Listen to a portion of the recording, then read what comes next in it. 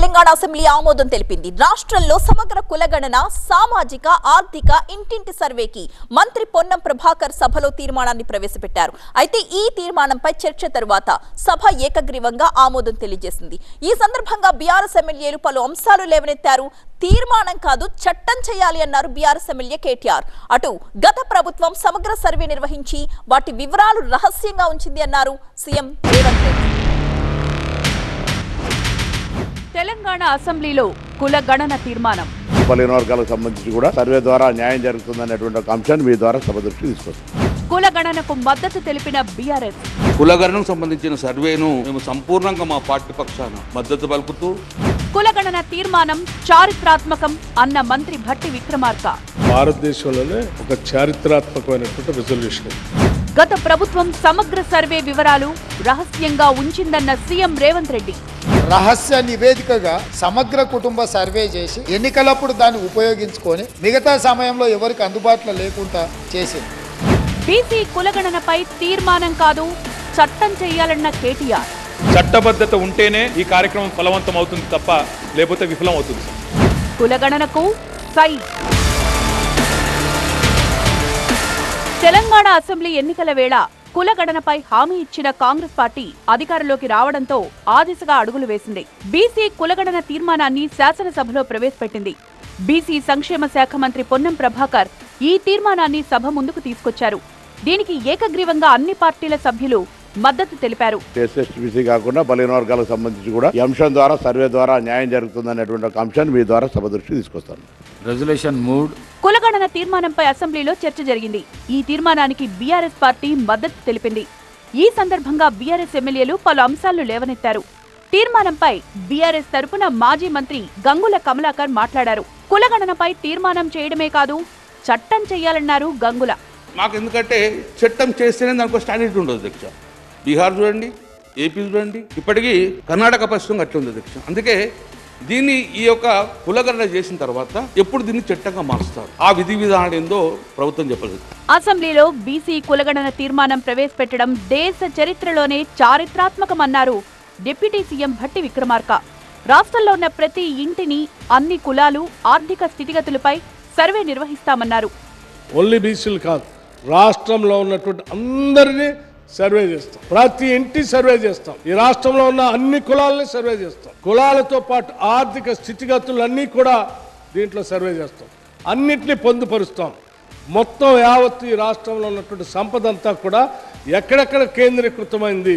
సమగ్ర కుటుంబ సర్వే చేశామని బీఆర్ఎస్ గొప్పలు చెప్పుకుంటుందని, బీఆర్ఎస్ చేసిన సమగ్ర కుటుంబ సర్వే సభలో ప్రవేశపెట్టారా అని ప్రశ్నించారు ముఖ్యమంత్రి రేవంత్ రెడ్డి. ఎన్నికల కోసమే బీఆర్ఎస్ అప్పుడు ఆ సర్వే వివరాలను వాడుకుందన్నారు. మాకు రాజకీయ దురుద్దేశాలు లేవు, కులగణనపై అనుమానాలొద్దన్నారు సీఎం రేవంత్ రెడ్డి. సమాజంలో ఉన్న ప్రజాప్రతినిధులకు కానీ ప్రజలకు కానీ ఆ సమగ్ర కుటుంబ సర్వే ఎప్పుడన్నా అందుబాటులో పెట్టిండ్రు అధ్యక్ష? దాదాపుగా 10 సంవత్సరాలు అవుతుంది.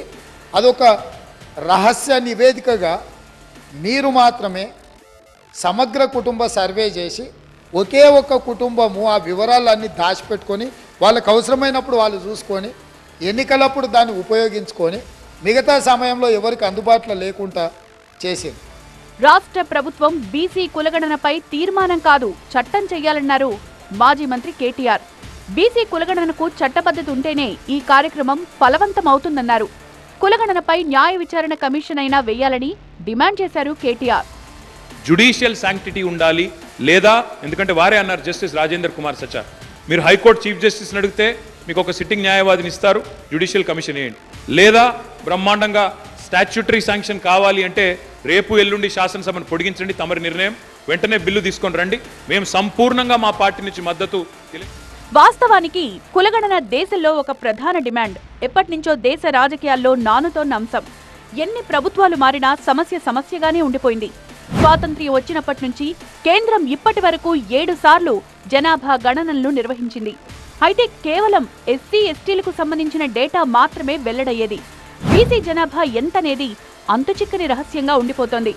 అయితే చరిత్రలో ఎప్పుడూ కులగణన చేయలేదు. ఈ క్రమంలోనే కొన్నేళ్లుగా కులగణనకు బీసీ వర్గాల నుంచి డిమాండ్ వ్యక్తమవుతోంది. దాంతో ఎట్టకేలకు నితీష్ కుమార్ సారథ్యంలోని బీహార్ సర్కార్ ప్రతిష్టాత్మక కులగణనకు గతేడాది శ్రీకారం చుట్టింది. అంతే, బీహార్ ప్రభుత్వ నిర్ణయంతో అన్ని రాష్ట్రాల్లోనూ కులగణనకు అనివార్య పరిస్థితులు ఏర్పడ్డాయి. ఆ వెంటనే ఏపీ ప్రభుత్వం కూడా కులగణన చేపట్టనున్నట్లు ప్రకటించింది. ఆ మేరకు అడుగులు కూడా వేసింది. దాదాపుగా ఏపీలో కులగణన పూర్తయినట్లు ఇటీవల బీసీ సంక్షేమ శాఖ మంత్రి చెల్లుబోయిన వేణుగోపాలకృష్ణ ప్రకటించారు. తెలంగాణ సర్కార్ కేవలం అసెంబ్లీ తీర్మానంతోనే కాకుండా కాల పరిమితితో కుల గణాంకాలు పూర్తి చేయాలంటున్నారు విశ్లేషకులు. ఈ అసెంబ్లీ తీర్మానంతో కాకుండా ఒక నిర్దిష్టమైన ప్రణాళికతోటి యుద్ధ ప్రాతిపదికన ఒక 3 నెలలు 4 నెలల కాల పరిమితి పెట్టి ఈ కుల గణాంకాలు చేసి బహిర్గతం చేసి అదేవిధంగా ఇక్కడ బీసీ రిజర్వేషన్లను కూడా విద్యా ఉద్యోగ రాజకీయ రంగాలలో స్థానిక సంస్థలలో జనాభా ప్రాతిపదికన రిజర్వేషన్లు పెంచాలి.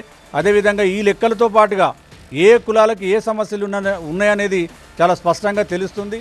మొత్తానికి బీహార్, ఏపీ తర్వాత దేశంలో కులగణన చేపట్టబోతోన్న 3వ రాష్ట్రంగా తెలంగాణ చరిత్ర సృష్టించింది.